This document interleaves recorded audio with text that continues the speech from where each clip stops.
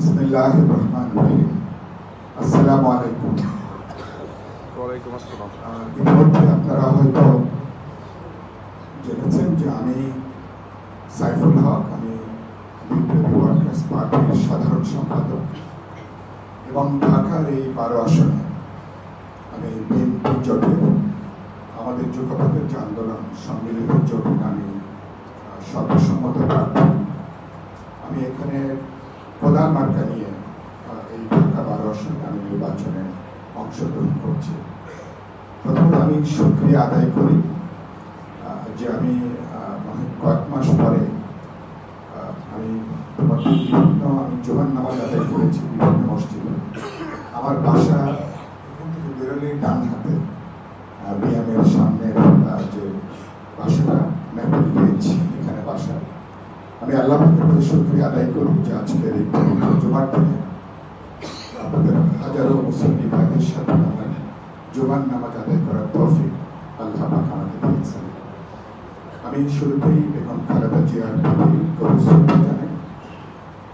আমি তার রুহের মাগফিরাত কামনা করি। আল্লাহ পাক তাকে যেন বেহেশতের সর্বোচ্চ আসনে তাকে যেন আশীর্বাদ করেন। আমার সংক্ষিপ্ত বলতে আমার পরিবার জানে, আমার স্ত্রী তিনি লেখিকা, সাংবাদিক, তিনি আমাদের পার্টির একটা বড় দায়িত্ব আছেন। আমার একমাত্র কন্যা, আমাদের একটি সন্তান, চট্টগ্রাম বিশ্ববিদ্যালয়ের অ্যানথ্রোপোলজির অ্যাসোসিয়েট প্রফেসর ডক্টর মুশরেকা অদিতি হক ছিল, পিএইচডি করে এসছে, এখন অ্যাসোসিয়েট প্রফেসর।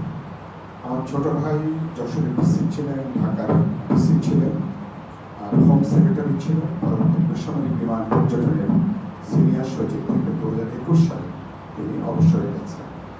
আর তার স্ত্রীও এডিশনাল সেক্রেটারি হিসাবে তিনি আর্লি রিটায়ারমেন্ট নিয়েছেন। ওদের কন্যা ও ইংল্যান্ডে পিএইচডি করছে। সংক্ষেপে এই হচ্ছে আমার পরিবার।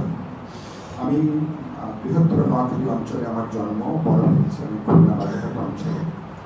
ঢাকাতে আমি 50 বছরের বেশি। আমি ঢাকা বিশ্ববিদ্যালয়ের অর্থনীতি বিভাগের ছাত্র। আমার বন্ধুরা সবাই অর্থনীতিবিদ। আমি ঘটনাক্রমে রাজনীতির সাথে যুক্ত হয়েছি। তো আমি রাজনীতিতে আসছি 69-এর গণঅভ্যুত্থান।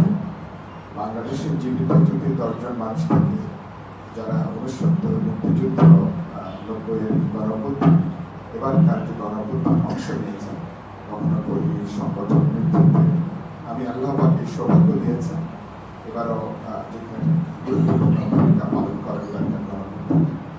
তো এটা হচ্ছে আমার সম্পর্কে। রাজনীতি আমি একটা আদর্শের জায়গা থেকে এসেছি, আমি একটা নীতির জায়গা থেকে এসেছি।